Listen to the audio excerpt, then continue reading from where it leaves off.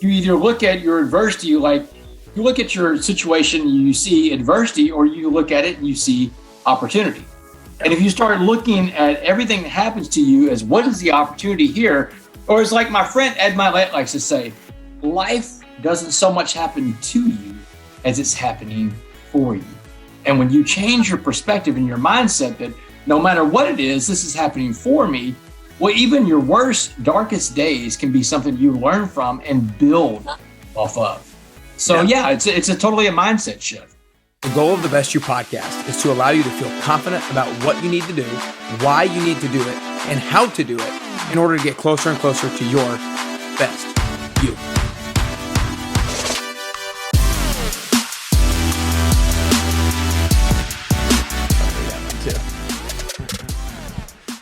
All right, what's up, everybody? Welcome back to the Best You podcast. Today, I am super fired up to be joined by the one and only Damon West. Damon, I just want to start off by saying thanks so much for spending time with me today, man. Dude, Nick, I appreciate it, man. Thanks for spending your time with me, man. It's the most precious thing you have, and you're spending it with me, so thank you, brother. Amen to that. Amen to that. Well, I just am, like I said, so excited to be with you today. I mean, I've admired you from afar now for a while, and I just admire your story, admire your determination, your resilience, and basically almost mostly your consistency with your message. You've been so honed in on your message and delivering the message of being a coffee bean for so long now. And I know it's transformed so many people's perspective on the circumstances that present themselves in everybody's lives. So I'm really excited to share that with people today who have not heard that story. But I want to kind of give a little bit of a background on you. I know you grew up in Texas, and you were a big high school football player. You played quarterback, and you kind of had it all growing up in high school, and then you got recruited to play quarterback at North Texas, and you played there, and then you had a bad shoulder injury. You had a third-degree separation of your shoulder, and that kind of put you out. And when football left your life, then you turned to drugs and robbery and cocaine and ecstasy and pills, and you became a part of a group called the Uptown Burglars in Texas, and you guys went around robbing people's homes and pills and things like that, and they finally caught you guys, and then you were sentenced to 65 years in prison. And so that's where I kind of want you to pick up, and then you met a guy named Mr. Jackson, which kind of brings this whole coffee bean story to the forefront. So I kind of want you to take over and share with people the story of the coffee bean for people who have not heard it up to this point from when you met Mr. Jackson. Man, first of all, a great recap of it, man. You've done your homework, which is impressive, man. I love coming on people's shows that have done some background, man. It makes it for a more interesting conversation. We just got to cut through about what would have taken me about 15 minutes to tell from beginning to end, because I would have had to tell it first person. So I truly appreciate that.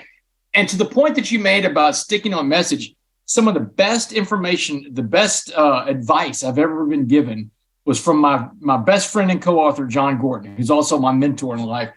John told me when we first got together in 2019 to write the book, The Coffee Bean, he said, Damon, this coffee bean message is powerful, it's strong. He said, you've been going out there sharing it for a couple of years now. And once the book comes out, because the book was coming out in the summer of 2019, he said, once the book comes out, the message will start getting stronger and stronger.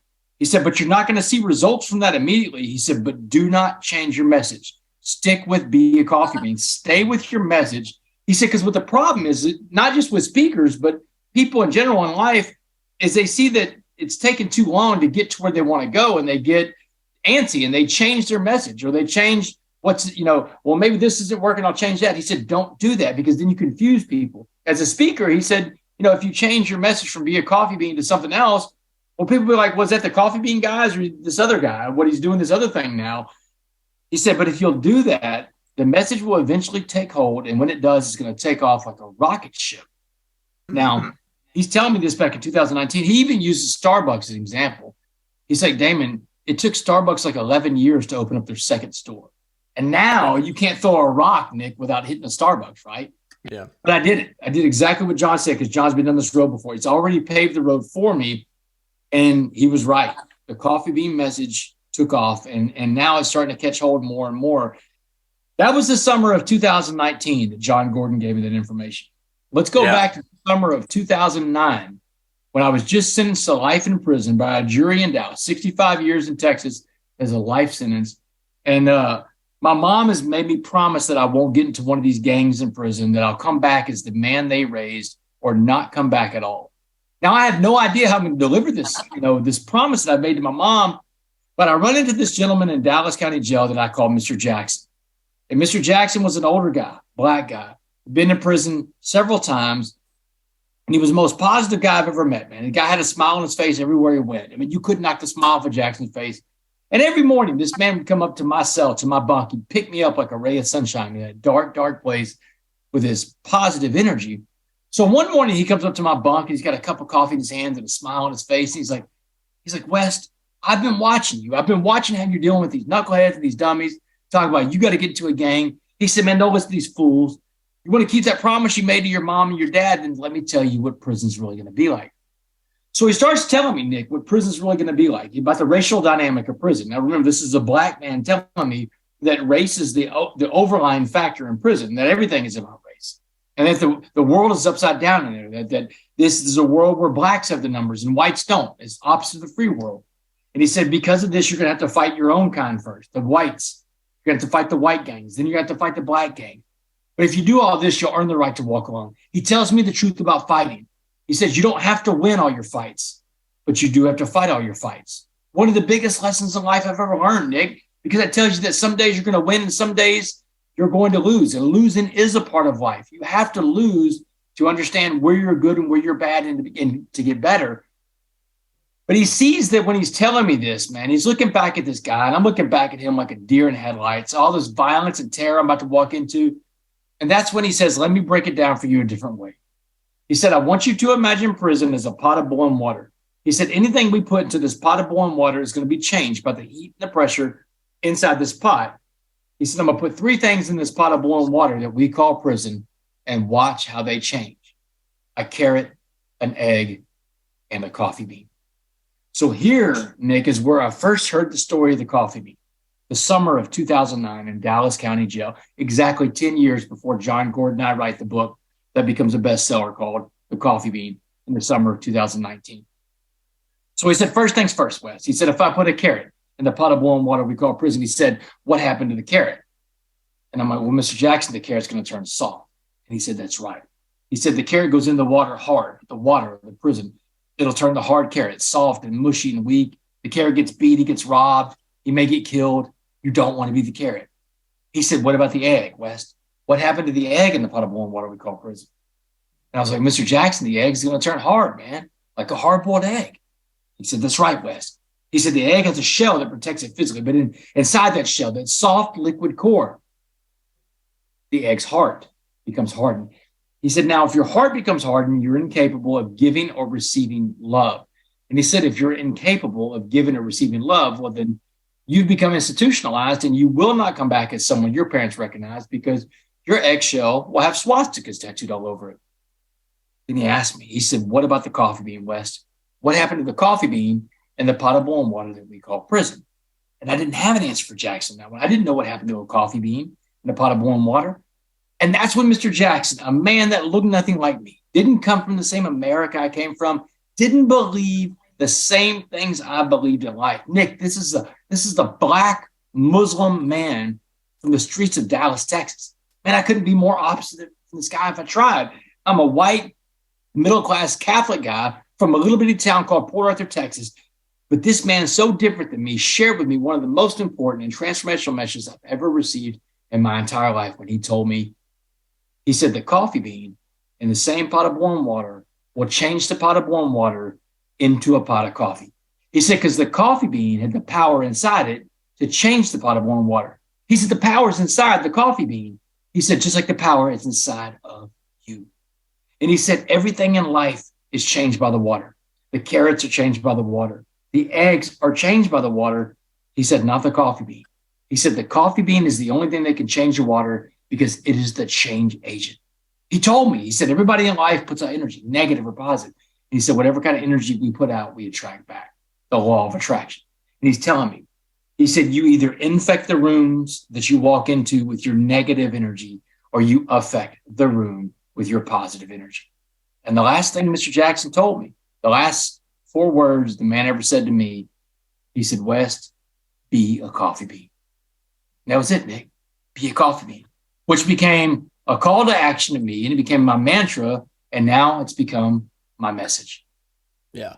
I mean, that's so good. If you guys haven't heard that before, I know that is such something that can just ring true in all of our lives, because no matter what, like you said, all of us experience the pot of boiling water. It could be super hot, could be a little bit hot, and it could be happen all the time. It could happen just at random times. But no matter what, it's really important for us to realize that that pot of boiling water is not necessarily good or bad in and of itself. It's dictated by what our perspective and actions that we take after it happens. And so I think it's just super important. I know that for me, that's one of the most important messages that I've ever received as well, is just like, don't define something as good or bad.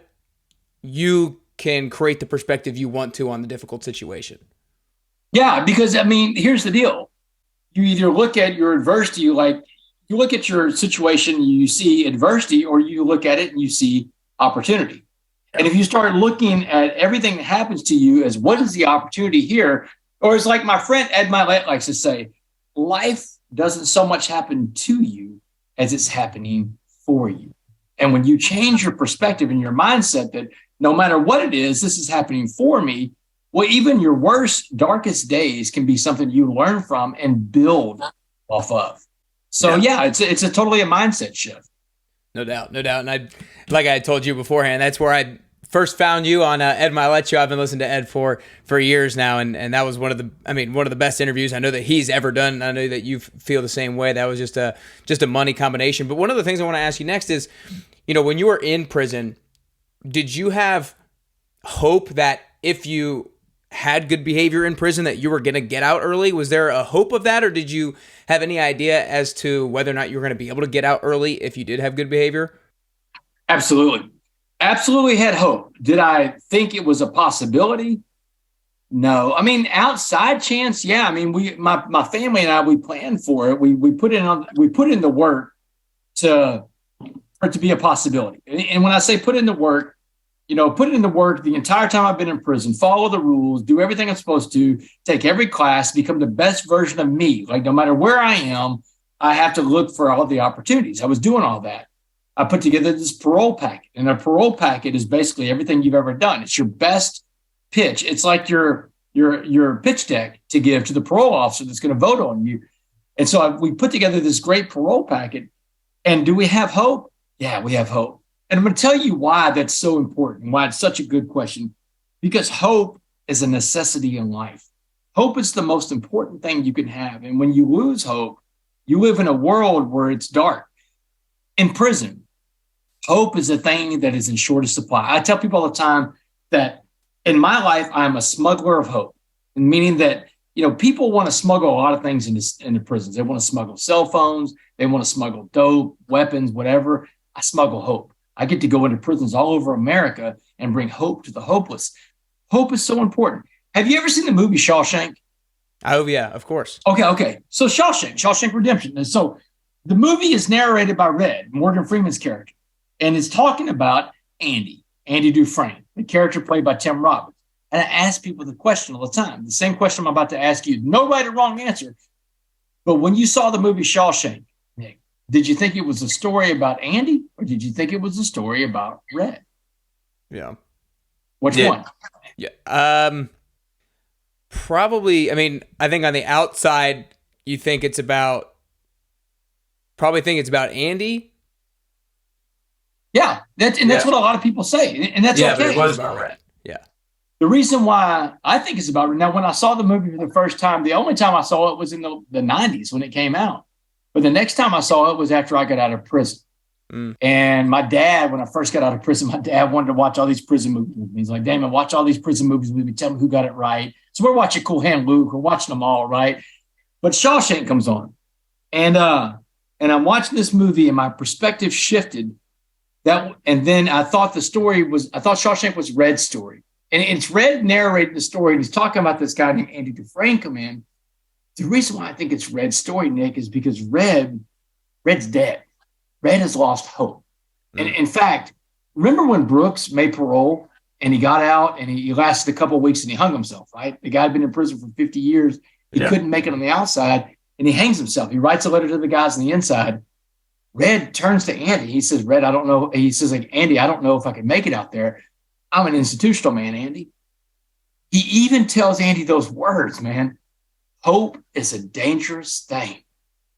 Imagine living in a world where you feel like hope is a dangerous thing. Hope's the thing that can pull you out of anything, but you think that's dangerous.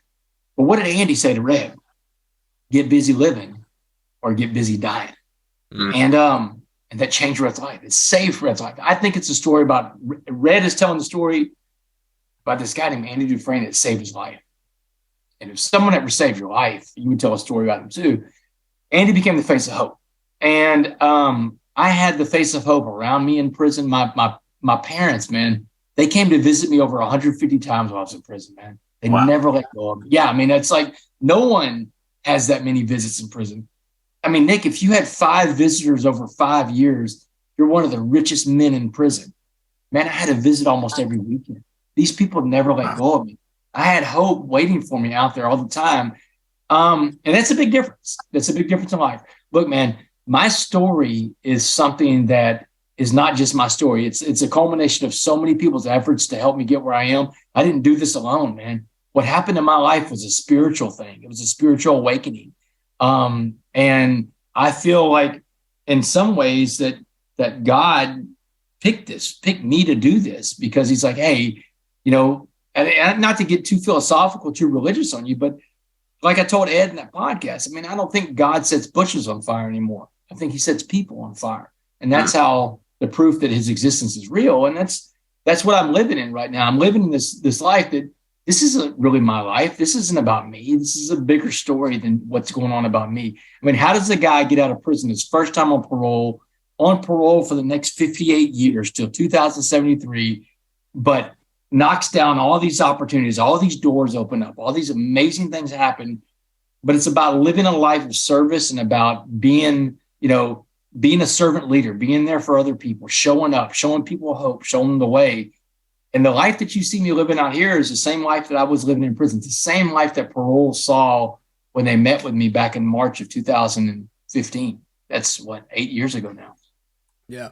I think there were so many good, important things there, but I think one of the biggest takeaways that I'm taking away is like your parents being there for you so consistently, providing you with hope. It's both a message for us to seek out other people who can provide us with hope and just don't be in solidarity for too long. If you're in solidarity for too long, you're going to convince yourself of a lot of different things. And then also be that source of hope for other people. Be willing to show up for other people. Be willing to extend a hand out to other people because you never know when somebody might need that hope to keep going. Because like you said, like most people are not going to get that source of hope from other people in prison or in a lot of situations in life. And if you don't have hope, that can very much influence your decision making, which can very much dictate the outcome of your life. One of the things I love that you say is that Mr. Jackson told you in particular was that you don't have to win all your fights, but you got to fight all your fights. And so when you're getting ready to go on these fights, like you said, I think I've heard you say you won like maybe 75% of them. How do you motivate yourself to go into a dogfight like that when you know you're just going to get your ass kicked or your ass handed to you? Because there's a lot of people are in that. They don't step into situations because they know they're going to get their butt handed to them. And so how do we motivate ourselves to still fight the fight? Hey, y'all, I just wanted to take a second to tell you about something I'm super excited about, and that is a healthy ice cream. You know, if you're anything like me, then you probably have a little bit of a sweet tooth. And if you're anything like me, after dinner, you just want a little bit of something before going to bed. And for me, I've always struggled with what that should look like, and I've gone in and out of having healthier options and unhealthy options, and sometimes apples and Lara bars. But one of the things that I just recently discovered that I'm super excited about is Guardian Angel Desserts, and their ice cream is off the charts, y'all. I'm so excited about this. I was pretty skeptical of it in the beginning, but I'm super excited. Let me tell you about it. The reason you need to know about this dessert isn't because it's only ridiculously delicious, but it's actually healthy for your immune system. Guardian Angel Dessert Company took inspiration from regular good old ice cream and made a masterpiece that is blowing people's minds really for 2 reasons. 1, the taste, and the health benefits. They've literally removed all the normal toxic ingredients in ice cream and replaced them with healthy superfoods. I know it almost doesn't sound real, but I promise you, their product is revolutionary for the dessert industry. It's keto, It's low carb, gluten-free, grain-free, dairy-free, refined, sugar-free, which I had to sign off on before doing this partnership. And it's loaded with powerhouse ingredients like bone broth protein, probiotics, multi-collagen, MCT oil, and even vitamin C. Get this, they literally even used the splendid superfood spirulina to get the green coloring. Diabetics have been able to eat an entire pint of this product without seeing an increase in their glycemic index. This product is so new and in such high demand that they just opened online sales for a limited time only. So while supplies last, you can buy as many pints as you want online and have them shipped to your home, or go to www.gadesserts.com and find the closest location to you. They only have a specific number of pints that they're offering for online sales, so I really suggest that you get your hands on as many as you can, especially for such a novel product that improves your health and wellness. And if you want to get 10% off, then Georgia Desserts, Guardian Angel Desserts, their ice cream, they're offering 10% off to all of you guys for being best you, being a part of the Best You community. So make sure you go to their website and type in Best You for the coupon code to get 10% off your order. Again, use the coupon code Best You at www.gadesserts.com to get 10% off of your order today. I'm super excited personally to have discovered this, and I'm super excited for you as well. For now, let's get back to the show. So the way I motivated myself to fight those fights, the way I motivate myself to fight any fight still, is the same basic concept that this is going to hurt for a little while. It's going to hurt for a little while, man. There's no getting around. It's either going to hurt for a little while now or for a long while later, because what hurts more than an ass whipping that you're about to get physically in the moment is looking at yourself in the mirror and knowing that you didn't show up, knowing that you just gave up. You didn't even fight. And that breaks you down, man. That changes your whole perspective about who you are in life. And it affects every decision you make from then on out. But if you decide to go out there, you decide to fight, you decide to get down, and even though you know you're going to physically lose, you win that fight. Because like Jackson said, you don't have to win all your fights. You just have to fight your fights. And that's not just for everybody else to see, because that's what he's talking about. He's telling me you don't have to win those fights in prison, because he's saying that no one cares about your wins and losses in there. They just want to see if you're going to defend yourself, if you're going to stand up for yourself. Because if you'll do that, then eventually people will stop messing with you. But it's also for you. It's also for you to see that, hey, Matt, that no matter what the obstacle is in front of me, I'm going to give it my best. You know what? And I may not win, but I'm going to try. And eventually, if I keep trying, I'm going to have a breakthrough at some point. But if I don't try, I'll always be stuck behind this obstacle that's in front of me. But if I keep chipping away at it, there's a chance I can get through it. And, that's served me so well in life, and other people that have that mindset. It'll serve you well in life because you're going to stumble and fall. You're going to fail. In fact, Nick, I fail more than I achieve. I'll share with you this. Ed Milet, to get on his show, I hounded Ed for over a year and sent him messages on Instagram. Man, it's the only way I can communicate with this guy. And every now and then he responded to my messages, and then John Gordon here, friends. And I was like, John, man, would you talk to Ed? I want to get on Ed's show. And he talks to Ed, and Ed doesn't bite. Dabo Sweeney and Ed are friends now because Ed's daughter goes to Clemson. Dabo, will you talk to Ed for me? And Dabo's my buddy, man. Dabo talks to Ed for me. Doesn't happen. I just keep chipping away, though, and I keep sending Ed messages and little videos. And, man, May 12th of last year, May 12th of 2022, I get a message on Instagram. It says a message from Ed Milet. So he hits me back up in Messenger, says, all right, Damon West, May 18th, 4:30 p.m., Sirius XM Studios in Hollywood. There's your window of opportunity. Dude, I chipped away at this guy for almost a year. And I was eventually successful. And you heard the episode with Ed and how it was a life-changing deal for a lot of people, including myself. It changed because it launched me into a different world. But I fail more than I succeed with that strategy I took with Ed. I reach out to people all the time that either do not get back to me or get back to me and tell me no. And you know what? That's okay.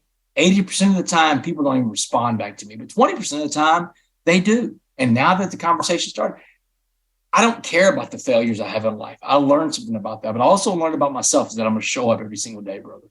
Yeah. No, I absolutely love that. And I appreciate you sharing that with everybody, because so many people will only do a certain task or something that's challenging if they know there's going to be a positive outcome from it. But we can't only do something difficult if we think we're going to get a positive outcome for it. Like you said, we have to do something difficult sheerly for the fact that we're showing up for ourselves. And so I'm a fitness trainer and I coach people with their health and fitness goals. And one of the things that I tell them is like, we can't control the outcome, but you can control following through with the promises that you make to yourself. So make a promise to yourself, follow through with it, not because you know that it's going to get you the end result, but because you want to be that person of integrity who says they're going to do something and then does it. I mean, I love that story. And then, the same topic or the same lesson can be learned from the story of you a couple of years after prison when you were working for a law firm, but you really had this dream to share your story to college football teams, and you had the ability to get a press pass from one of your friends to the college football coaches awards, and you went up to all these college football coaches and you're like, man, I could come inspire your team, and